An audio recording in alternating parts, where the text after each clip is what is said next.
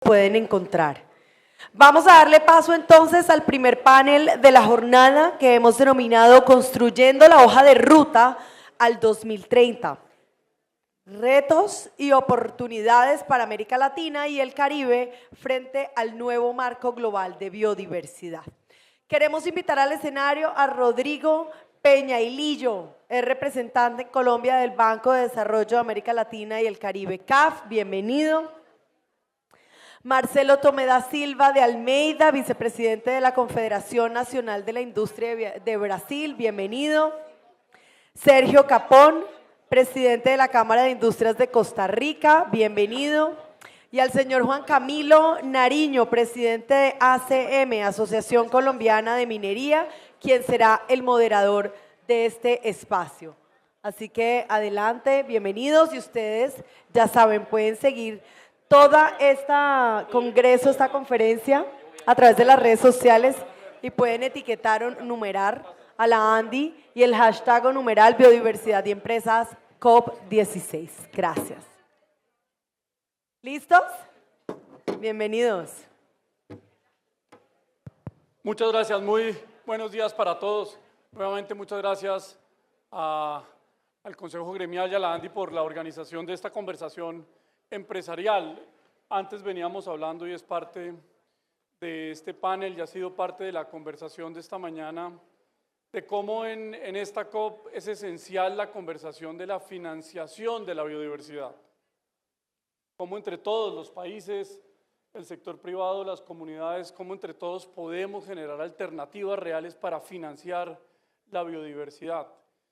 Creo que estos 2 días de conversación entre el sector empresarial y ese objetivo, financiar la biodiversidad, son parte esencial de lo que en conjunto podemos hacer en Colombia, seguro igualmente en Costa Rica, en Brasil y desde una aproximación más latinoamericana. Rodrigo, el sector privado cumple un papel realmente importante financiando hoy la biodiversidad, financiando la conservación en distintos áreas y territorios, incluso en los cuales si no existiera esa institucionalidad privada, pues de pronto esa financiación y ese impulso no existiría en esos territorios. Parte de la conversación de este panel, lo cual le agradezco a ustedes tres, es esa conversación, cómo América Latina, sobre todo como región, como conjunto, puede abordar esos retos y oportunidades que implica el marco global para la biodiversidad. Pues, por supuesto, nos acompañan en una conversación desde 3 perspectivas distintas que seguro nos van a permitir concluir realmente cómo América Latina puede hacerlo.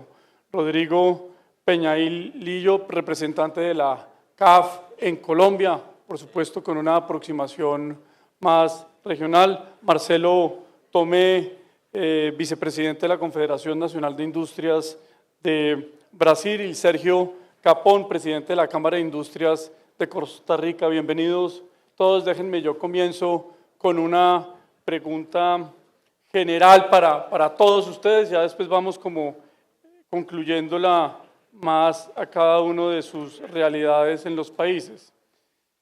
Y es en relación con cuáles creen que son los retos de financiación, pero sobre todo las oportunidades que tiene América Latina en el desarrollo y la consolidación de una estrategia propia en el marco mundial de la biodiversidad, una meta pues que a todos estamos involucrados hacia el 2030. Si quieres, Rodrigo, por favor. Bueno, buenos días, muchas gracias por la invitación. Mi nombre es Rodrigo Peñailillo y soy el representante del Banco de Desarrollo de América Latina y el Caribe en Colombia. Estamos con una presencia importante tanto en zona azul como zona verde. Obviamente es un desafío para el banco seguir muy activo en la COP. Ahora, yo diría que los desafíos de la región o los retos de la región uno los podría ordenar, digamos, en 3, digamos, en 3 categorías. Uno, primero, el desafío de adaptación, ¿cierto? Frente a los riesgos del cambio climático. O sea, si efectivamente no tenemos una agenda de adaptación y los países son mucho más concretos, y en ese caso tenemos un desafío grande, mucho más concreto en los planes de adaptación, obviamente las consecuencias en la región van a ser muy graves. Fíjense que el 7% de la población, más de 45 millones de personas, vive en los bordes costeros, que van a ser afectados sí o sí, van a ser afectados directamente sí o sí, efectivamente, por el aumento de los niveles del mar. Es decir, ahí hay una agenda que tenemos que trabajar en conjunto en todos los países de América Latina y obviamente hay unos más afectados que otros. Pero también en aumento de la pobreza extrema. Fíjese que se estima, y nosotros las estimaciones que tenemos en el banco, que si no hacemos una agenda de adaptabilidad muy intensa, más de 6 millones de personas pasarían automáticamente también a la pobreza extrema. Y lamentablemente muy pocos países tienen planes, planes concretos o planes que uno pueda ir midiendo, siguiendo, ¿cierto? Y acompañando. Y ahí la banca multilateral tenemos también, entre comillas, una oportunidad de acompañar a los gobiernos a desarrollar esa agenda. En materia de mitigación, también tenemos un desafío muy importante, o sea, más del 68% de las emisiones de gases de efecto invernadero antropogénico, ¿cierto? O sea, producto de la acción humana, más del 68% proviene de fuentes fósiles. Entonces, la transición energética es un desafío para la región. El tema es que si nos vamos al desafío del año 2030, ¿cierto? Un reto del año 2030, las estimaciones de OLADE, que es el organismo regional, ¿cierto?, que existe para medir esto, necesitamos más o menos unos 90.000 millones de dólares solo para llegar al año 2030 con las metas de descarbonización. Y claramente ahí la banca multilateral puede hacer mucho, pero no es suficiente. O sea, las alianzas ahí entre las distintas fuentes de financiamiento también son muy necesarias. Y en preservación del capital natural, y que es esencialmente, digamos, la COP que hoy día tenemos, fíjense que hemos perdido el equivalente en los últimos solo 24 años, el equivalente a 1.2 veces el tamaño de Paraguay en la región. O sea, la reducción del capital natural se ha reducido un 40% por habitante, en el cálculo por habitante o en la proporción por habitante en los últimos 24, 25 años. Entonces, también ahí tenemos un reto importante. Nosotros hemos lanzado un par de estrategias, ¿cierto?, del cómo hacerlo. Primero, la identificación de los principales 14 ecosistemas que cubren América Latina y el Caribe. Y hemos hecho un anuncio muy importante, o sea, dos anuncios bien relevantes en esta COP como banca multilateral. Primero, la creación de un programa de más de 300 millones de dólares soberano, donde los gobiernos van a poder recurrir inmediatamente con planes de preservación y conservación. Es un primer paso, justamente donde nosotros vamos a acompañar en la preinversión, en la identificación de proyectos, ¿cierto?, en la preinversión y obviamente en el financiamiento. Y un segundo que lanzamos junto a 4 gobiernos el día domingo en la noche, ¿cierto? Es el fondo, digamos, multidonante para la preservación del Chocó biogeográfico. También nosotros estamos financiando lo que es la estructuración de este fondo y obviamente vamos a colocar el capital semilla para la activación de este fondo que directamente va a ir bajando a las comunidades para ir generando estos procesos. Entonces, en los retos, son retos grandes, son retos muy, muy grandes. Pero también hay oportunidades, digamos, de fortalecer la integración regional, es decir, porque los ecosistemas cruzan fronteras, digamos, de los países. Y por lo tanto que hay una oportunidad de fortalecer el trabajo de integración regional, pero también creo que ha quedado muy claro en esta COP que todo lo que hagamos en protección de la biodiversidad, ¿cierto?, aunque generemos programas y generemos financiamiento, no se puede hacer sin las comunidades. O sea, eso ya no es algo que podemos pensar si es necesario o es posible. Eso ya está totalmente probado. La mejor forma de generar los programas más exitosos, con mayor impacto, se debe hacer en función de las comunidades. Y por eso lanzamos algo también que quizás años atrás alguien no lo consideraría como relevante. La primera red mundial de mujeres piangüeras para proteger los manglares de toda la costa pacífico, ¿cierto?, de la región. Entonces, hay muchas cosas que hacer. desafíos grandes, pero también oportunidades de hacer las cosas mucho mejor, porque obviamente los plazos y los tiempos se vienen en contra. Gracias, Rodrigo. Sergio, por favor. Bueno, muy buenos días y muchas gracias a la Andy por la invitación. En nombre de la Cámara de Industrias de Costa Rica, pues muy complacidos de acompañarlos. Vamos a ver que ciertamente, como se mencionaba en las presentaciones anteriores, Latinoamérica y específicamente el caso de Costa Rica, tenemos una gran responsabilidad. Tenemos unos ecosistemas extraordinarios. Latinoamérica, 40% de la biodiversidad mundial. Costa Rica, un país de 51,000 kilómetros cuadrados, 6% de la biodiversidad mundial. Tenemos 500,000 especies en nuestro país, 1.8 especies de fauna por cada kilómetro cuadrado, es decir, tenemos animales, fauna, flora, y esa es una responsabilidad importante que hemos venido asumiendo, y esto es importante tomar en cuenta. Costa Rica era un país que en el año 1984 tenía una cobertura boscosa del 26%, hoy en día tenemos una cobertura boscosa del 52%, 26% del país es zonas protegidas, y esto es algo que nos llena de orgullo. Hemos venido trabajando, y aquí un poco hablando del tema de las cosas positivas, pero a la vez de los grandes retos. Bueno, Costa Rica se conoce como un país que tiene una gran matriz energética, sobre todo eléctrica, muy limpia, en donde hemos tenido años en donde nuestra generación eléctrica viene siendo como un 98% renovable, pero de hoy en día nos encontramos con una situación de riesgo porque el cambio climático nos está haciendo, esta matriz es altamente dependiente en el uso del agua, hablando de la biodiversidad, y el cambio climático nos está generando cambios de patrones en las lluvias, en esto, y ya empezamos a tener problemas importantes en estos últimos tiempos con la generación. Entonces, digamos, la diversificación de la matriz energética no solamente tiene que llevarnos a centrarnos en una fuente de generación energética renovable, como es el caso de la hídrica, sino una matriz diversificada que pueda hacerle frente pues, a toda esta estructura del cambio climático.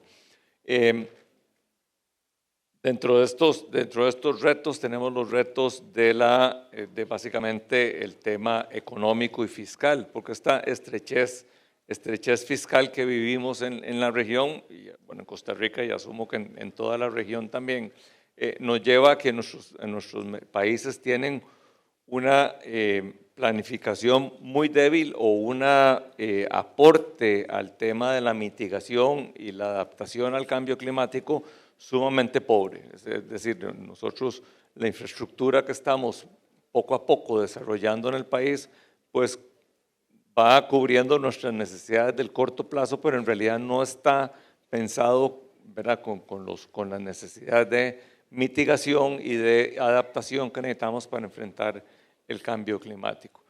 Dentro de esto, el tema educación, fundamental para todo el proceso de no solamente pues, generación de actividades de alto valor agregado, sino también con el tema pues, del manejo, el cuidado del medio ambiente, nuestras actividades empresariales, pero también nuestras actividades personales. Y bueno, y retos que enfrentamos, que uno le cuesta a veces entender. Nosotros con esta cobertura de áreas protegidas que tenemos, de parques nacionales muy importantes en tamaño, que nos cuesta muchísimo cuidar, y bueno, Costa Rica no es un país, digamos, con el tema del tema de drogas, no somos un país que genera drogas, pero somos un país de trasiego de drogas. Entonces, el cuidado de todos nuestros bosques, de alguna manera, en nuestras costas y mares se convierten en áreas que tenemos que proteger para poder, de que no se den, digamos, actividades ilícitas que a la vez vienen a dañar la economía, que a la vez vienen a dañar pues, la generación de oportunidades futuras. Digamos, eso es básicamente como el tema de riesgo. Gracias. Sergio Marcelo, por favor. Bom dia a todos. Peço licença para falar em português. Tentarei falar devagar, porque se eu tentar falar em portunhol, penso que será muito pior a compreensão de todos. Trago aqui uma mensagem do presidente Ricardo Alban, presidente da Confederação Nacional da Indústria, entusiasmado com a assinatura do memorando de entendimentos que teremos na sequência, que unirá definitivamente e finalmente Brasil e Colômbia numa agenda empresarial. A perspectiva da construção, do estabelecimento de um conselho empresarial que busque identificar agendas comuns entre o Brasil e a Colômbia, me traz aqui com muita expectativa de sucesso dessa iniciativa. Principalmente porque é o primeiro memorando de entendimentos que a Confederação Nacional da Indústria do Brasil estabelece com um país amigo que tem um bioma que nos une, que é a Amazônia. Há uma expectativa ou um levantamento de que o Brasil, como vantagem competitiva, detém cerca de 20% da biodiversidade global. E somente a Amazônia representa 15% de todo o patrimônio genético global. E essa floresta, esse bioma, nos une, Brasil e Colômbia, para que, a partir deste Conselho Empresarial, possamos propor projetos transnacionais. E eu acho que isso atende à dimensão da integração regional que precisa ser enfrentada na América do Sul e Caribe, e que, tradicionalmente, até hoje, temos pensado projetos de desenvolvimento, ações, mesmo políticas, no campo governamental, em separado. Eu acho que essa é a primeira oportunidade, a primeira grande vantagem que esta COP e que esse esforço de construção de entendimentos nos oferece. O estabelecimento de projetos transnacionais a partir da Amazônia para o enfrentamento de questões que afetam diretamente a conservação da biodiversidade. O primeiro delas é a pobreza. Trabalhar com as comunidades, ter o foco nas comunidades, deve orientar toda e qualquer política pública e projeto privado para a região amazônica, com foco na conservação da biodiversidade, mas, principalmente, traduzir essa biodiversidade em negócios sustentáveis que possam inserir, incluir as pessoas que na floresta vivem. Reconhecer que as cidades amazônicas representam o maior desafio a ser superado, não só da Amazônia, mas de toda a América do Sul e Caribe. O grande problema de conservação de biodiversidade, na minha opinião, está nas áreas urbanas e no limite das cidades com os biomas ainda preservados. Entender, compreender adequadamente essa agenda das cidades sustentáveis, empreender esforços para a conservação da biodiversidade e das riquezas naturais das cidades também é uma grande oportunidade que temos para superar agendas que são de enorme atraso na América do Sul e Caribe, como saneamento, água tratada, destinação adequada de resíduos sólidos, mobilidade urbana. Cali é uma cidade extraordinária, belíssima, uma das mais antigas da América do Sul, com sérios problemas de mobilidade urbana, que precisam ser enfrentados, e isso não só atende à dimensão do enfrentamento às mudanças climáticas, mas igualmente da conservação da biodiversidade. Penso que os 3 pontos principais em discussão nesta COP permitirão que avancemos no campo regulatório. A questão dos estándares, dos indicadores da bioeconomia que nortearão os projetos, as metas nacionais, e poderão aí sim ser verificados se estão sendo atendidos ou não. A questão do financiamento, que é uma das coisas mais críticas e que temos enfrentado isso no Brasil, propondo uma facility de investimentos, buscando conectar setor financeiro ao setor produtivo, mobilizando igualmente filantropia e governos, academia e empresários nacionais e estrangeiros, mas a questão do sequenciamento genético, e como essa plataforma poderá garantir a origem deste patrimônio, a rastreabilidade de todo esse processo para uma repartição de benefícios justa. Eu acho que esses 3 pontos são críticos, precisam ser superados nesta COP, porque eu não diria que essa é uma oportunidade, mas a urgência de sairmos ou de evoluirmos para o campo das discussões, para o campo da ação. Os eventos climáticos extremos que temos experimentados em todo o mundo, e o Brasil esse ano passou por 2 grandes eventos climáticos, no início do ano, as inundações no estado do Rio Grande do Sul, e mais recentemente os incêndios florestais por uma seca severa que assolou tanto a região norte quanto o centro-oeste, gerando incêndios florestais de grande envergadura, demonstram a urgência de uma ação coordenada que mobilize setor público por meio das políticas públicas, da agenda de comando e controle, mas que não tem sido suficiente para a mudança de chave que precisamos promover na nossa região, no Brasil, na América do Sul e Caribe. É fundamental a contribuição do setor privado e nós, pela CNI, entendemos, desde a COP de Glasgow, que quem vai promover a mudança efetiva são as empresas, é o setor privado, em consórcio com governos e o setor financeiro. Quero aqui encerrar minhas primeiras palavras. Gracias, Marcelo. Déjame yo profundizo un poco en eso. Estamos en un foro empresarial. ¿Cuáles son esas acciones concretas empresariales que debería regionalmente emprenderse para cuidar ecosistemas valiosos no solamente para la región, sino para el mundo como la Amazonía? ¿Qué ejemplos concretos un poco ya de acciones empresariales conjuntas o acciones empresariales ya en cada uno de los países uno debería emprender para cuidar ecosistemas estratégicos globales? Para responder a sua pergunta, me permitam trazer o que a gente está fazendo no Brasil. Já faz alguns anos que entendemos que a agenda ambiental, a agenda da sustentabilidade, primeiro ela nos mostrou o que não deveria ser feito, coisas que deveríamos parar, práticas que devem ser interrompidas. Isso evoluiu para o que poderia ser feito, ou seja, os limites de uso racional dos recursos naturais, processos produtivos sustentáveis, mas a gente ainda, coletivamente, não conseguiu responder como fazer. E isso que estamos buscando construir no Brasil. O como fazer. E não se pode ou não pode ser feito. Trago um exemplo de infraestrutura logística.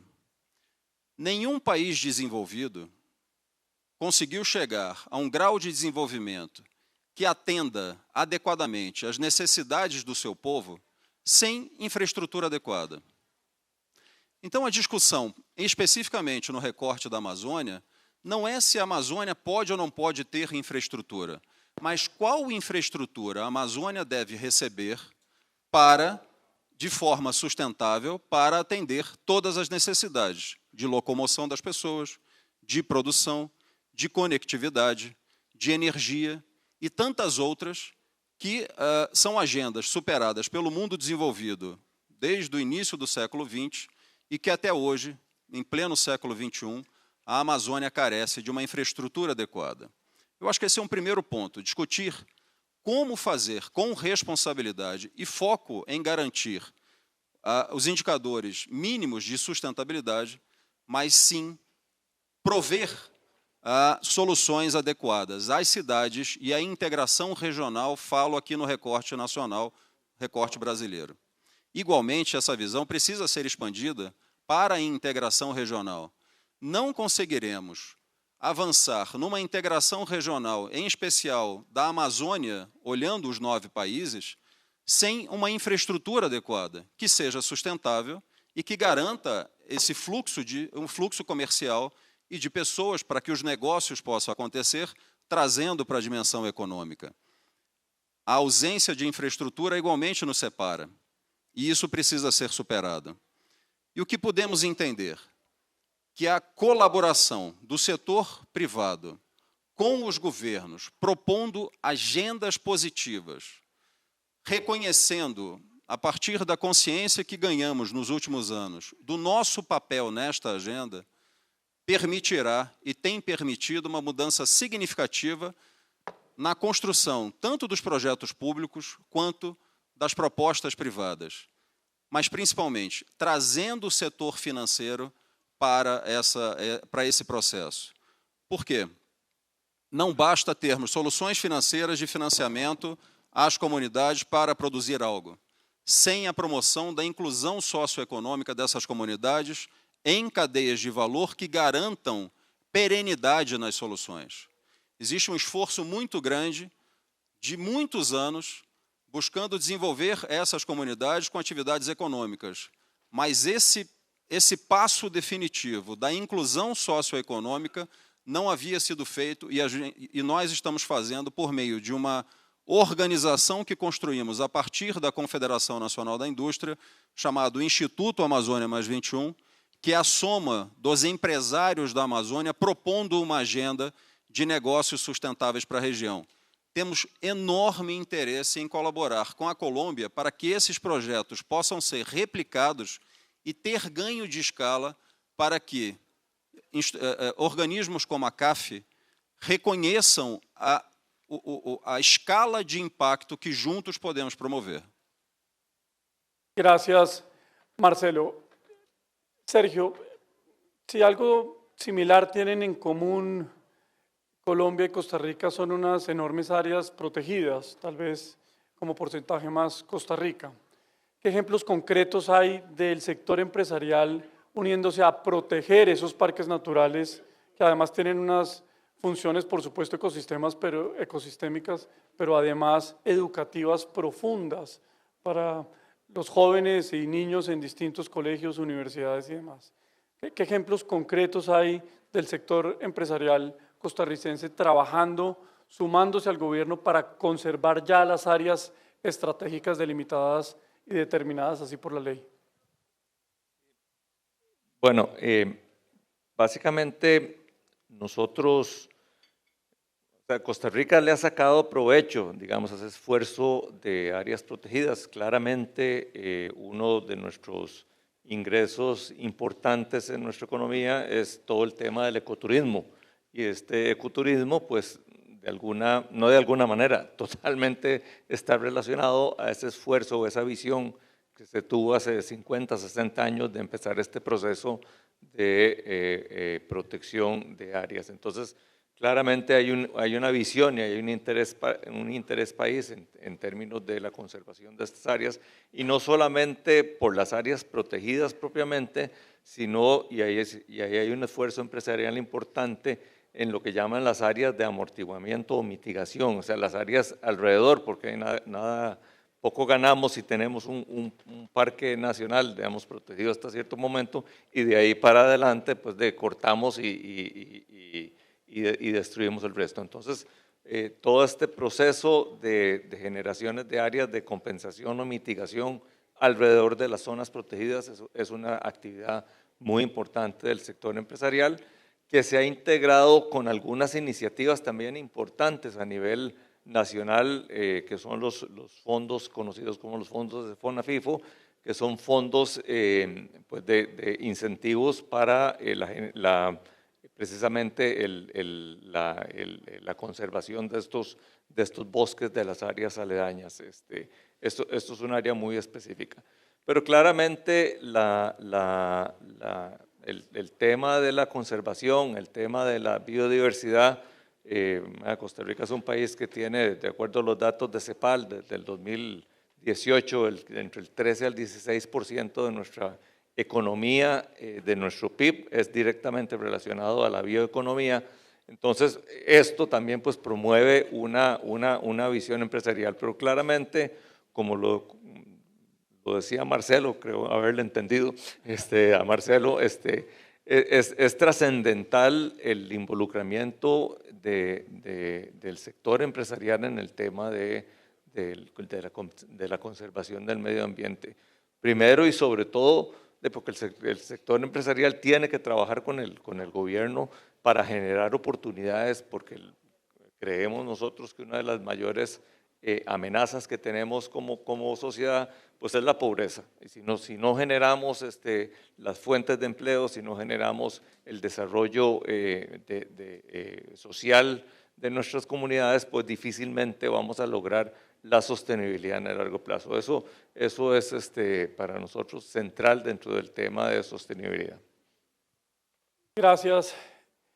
Rodrigo puso un tema que creo que es fundamental y cada vez conversarlo para llevarlo a la acción. Y es ese efecto y las acciones y obras de infraestructura y demás que debemos hacer, sobre todo en América Latina, en las obras de adaptación al cambio climático.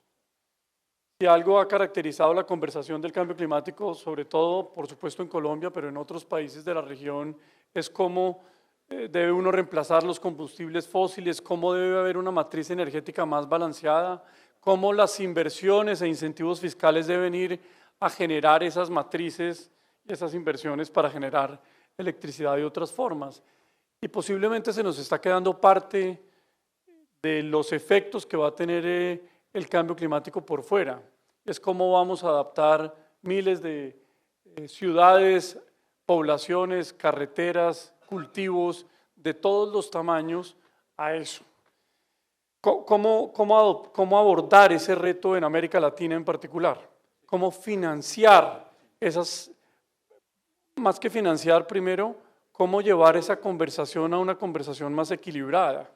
A que en América Latina, en particular en Colombia, debemos entre todos también tener conversaciones e inversiones para adaptar muchas regiones del país al cambio climático. Y cómo, por supuesto, desde la banca multilateral eso puede fomentarse y promoverse. Bien, bueno, como se decía, o sea, sin el apoyo o sin el trabajo conjunto entre el sector público y privado es muy difícil, digamos, cambiar las tendencias. Por ejemplo, en la preservación del capital natural, como lo comentaba en la pregunta anterior. Y nosotros estamos comenzando a hacer un trabajo muy fuerte con la banca de primer piso. O sea, lo primero es efectivamente redirigir todas nuestras fuentes de financiamiento, líneas de crédito hacia la banca de primer piso con objetivos muy claros de protección a la biodiversidad.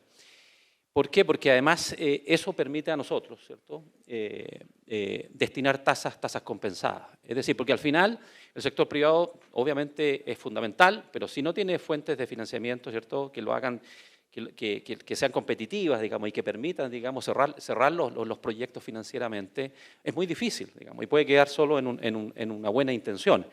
Nosotros ya comenzamos con un primer programa acá en Colombia, todavía pequeño, de $50 millones.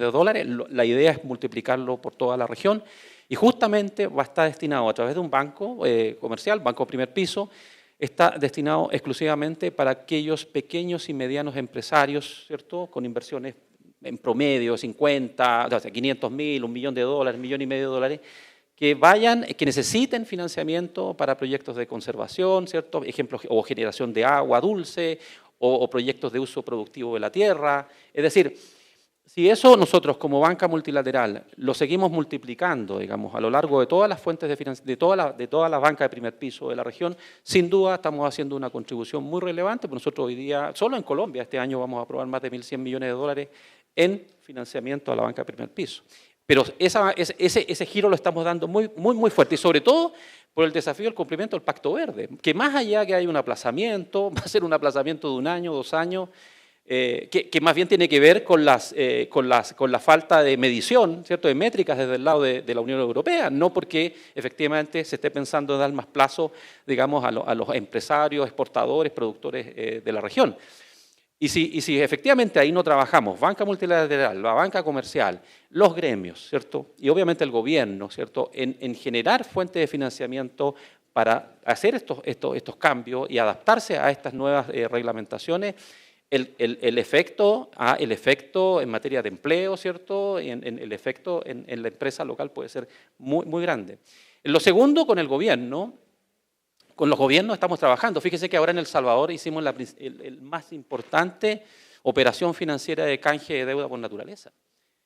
Y esta de más de $1.000 millones. Y esto lo hizo CAF con DFC y con JP Morgan.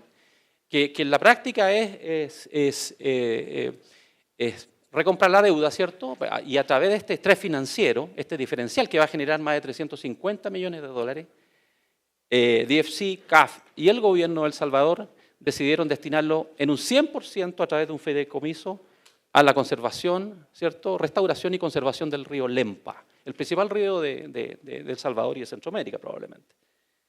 Entonces, hay mecanismos para apoyar al sector privado, ¿cierto? Con tasas compensadas, con mayores plazos, que la banca multilateral puede hacer, sí, y ya lo estamos comenzando a hacer, y ese es el camino que vamos a tener con la banca de primer piso. Y en segundo punto, y con desafíos muy claros, y en segundo punto, podemos con los gobiernos, ¿cierto?, generar, ¿cierto?, operaciones financieras de canje de deuda por naturaleza que vayan directamente y muy dirigidos a la conservación y preservación de los ecosistemas de nuestra región, sí.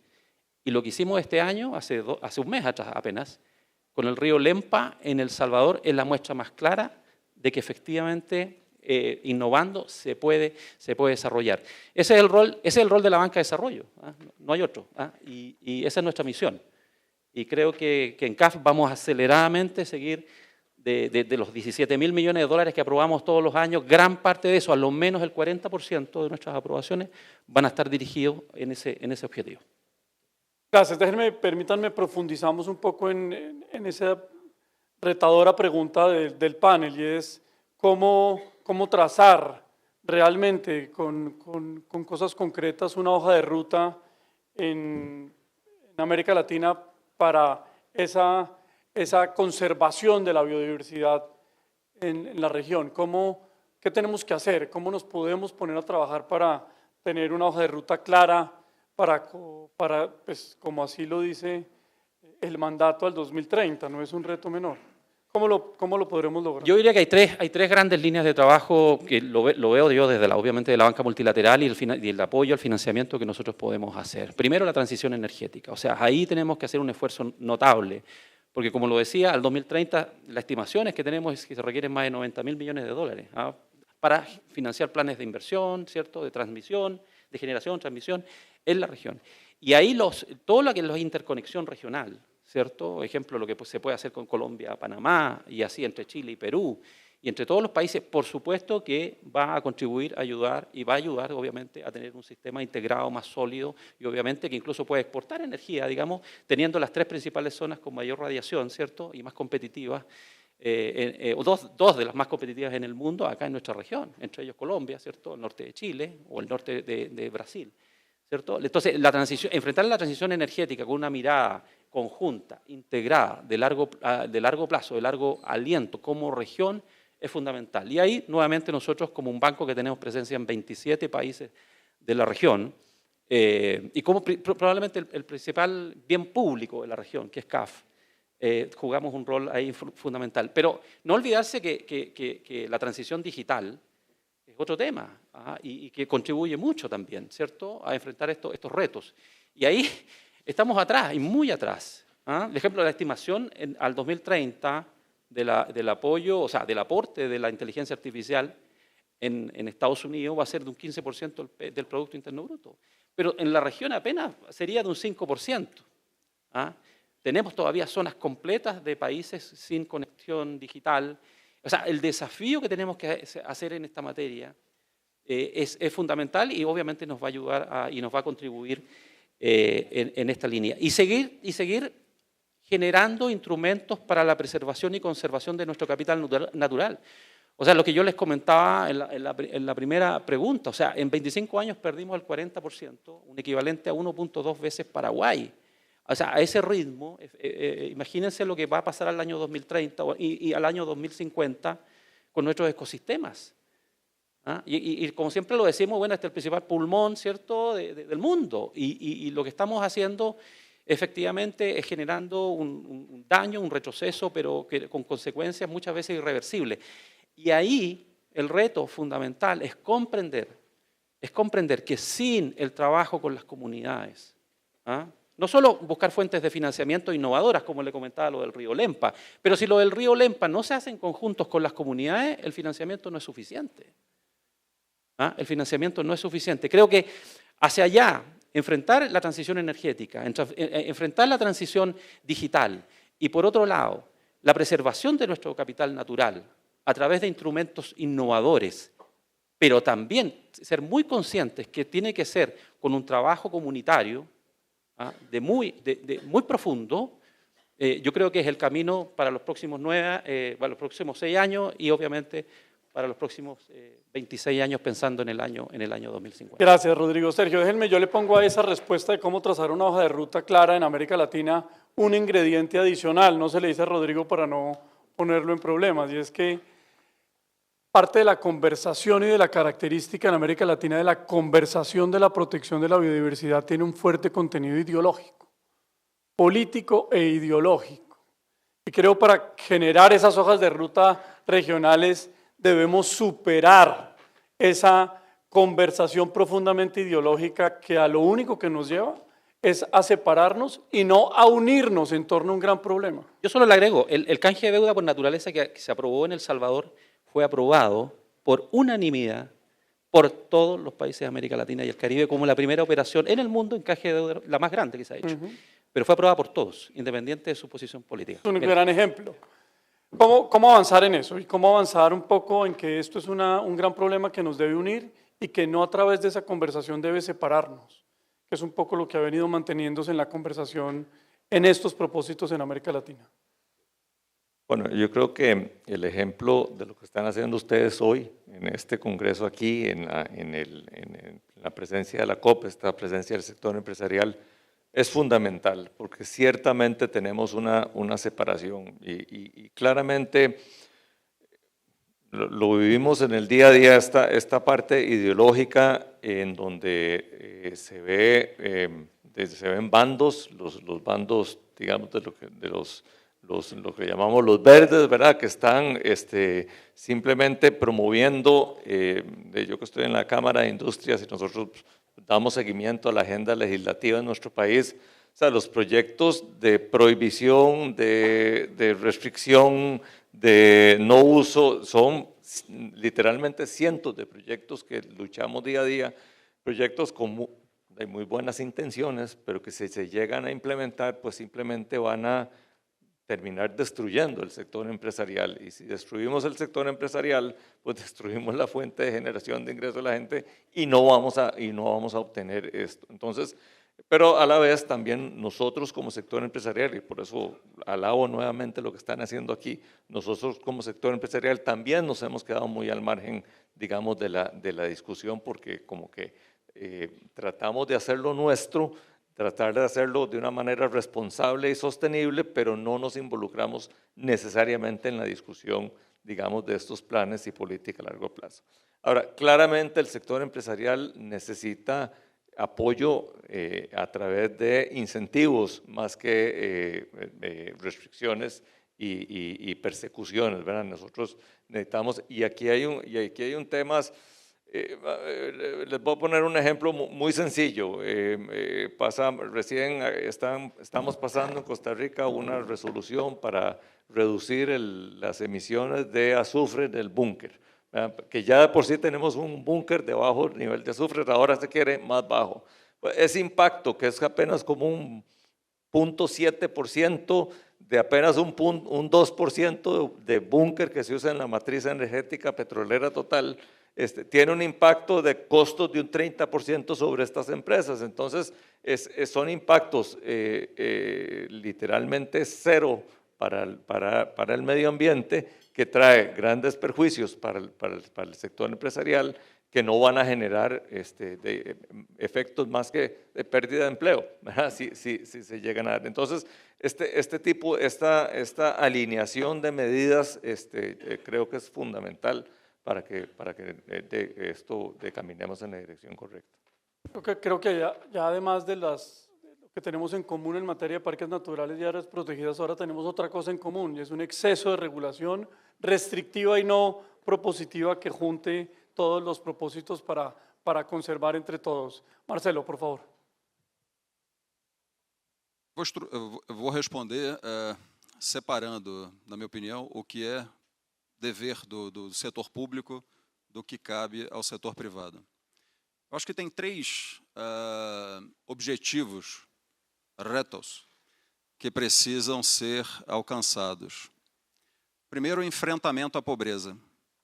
E isso cabe, principalmente, claro, ao setor público, né, aos governos, mas o setor privado precisa entender e colaborar com o enfrentamento à pobreza, porque parte da perda de biodiversidade se dá diretamente pela escassez e pela necessidade de busca pela subsistência.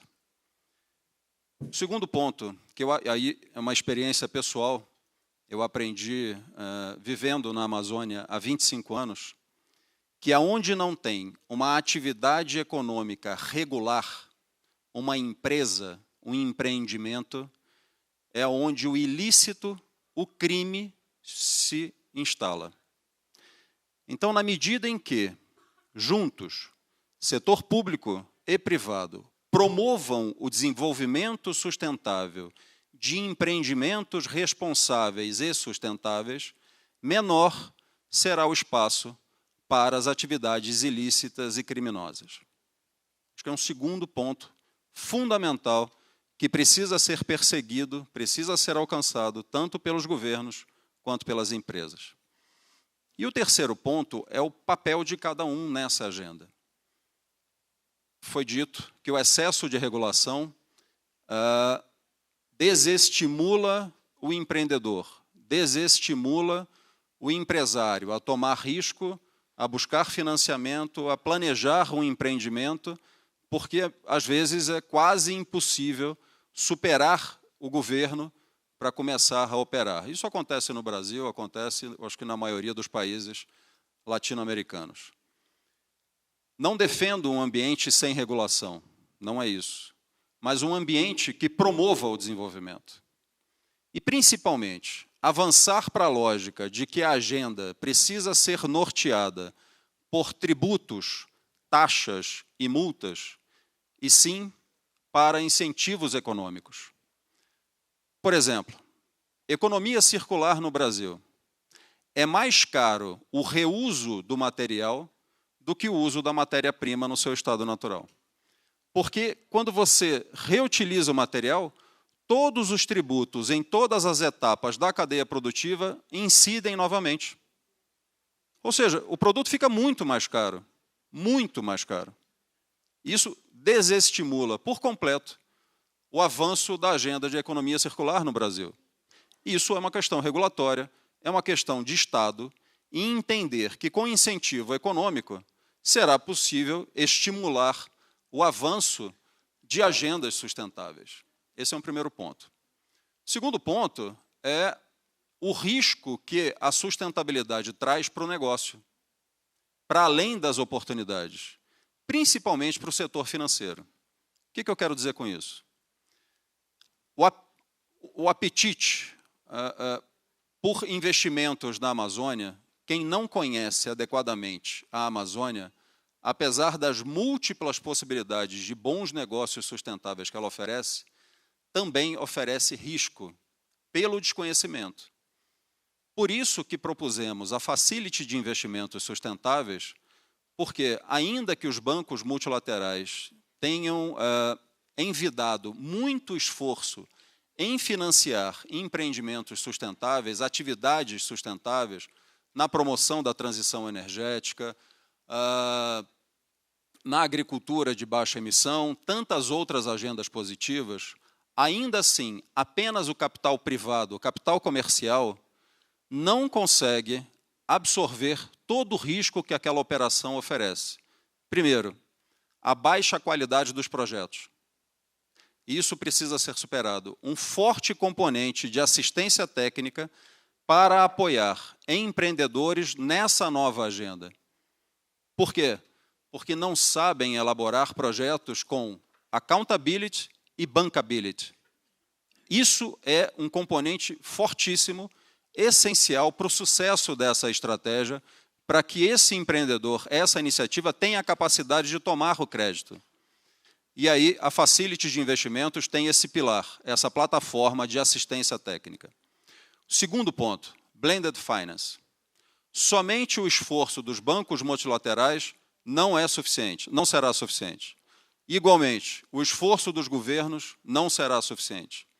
E sem esse conjunto, esse tecido de redução de risco às operações financeiras em novos territórios, o capital comercial não virá. Por isso também o Blended Finance é um instrumento disruptivo para o financiamento climático. E essa não pode ser e nem deve ser uma agenda essencialmente pública. Essa é uma agenda privada. Por quê? Porque no campo público, primeiro, nós temos os ciclos políticos dos governos. É inerente, é natural do processo. Hoje você tem um governo mais para cá, daqui a pouco tem o processo eleitoral, vai mais para lá. E muitas vezes essas ações são descontinuadas. A iniciativa privada empresta visão de longo prazo, projetos de longo prazo. Por isso, a participação do setor produtivo na perpetuação, na perenidade dessas ações é fundamental.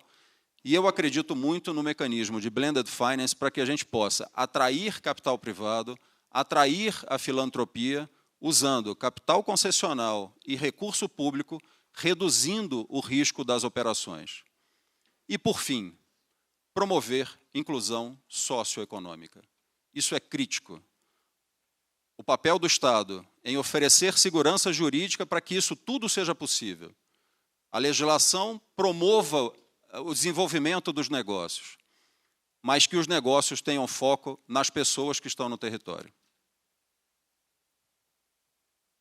Gracias. Creo que todos hemos tenido la oportunidad de estar no solo en este evento, sino en muchos otros. Y más que las conclusiones un poco generales y las cosas, quiero reflexionar sobre lo que ha generado en mí esa cantidad de eventos, tanto en la zona azul, en las conversaciones internas allá, como en la gran cantidad de eventos que Juan Camilo ya nos mencionó, el sector empresarial ha hecho, más de 300. Pero tal vez el común denominador en mí es un enorme efecto inspirador.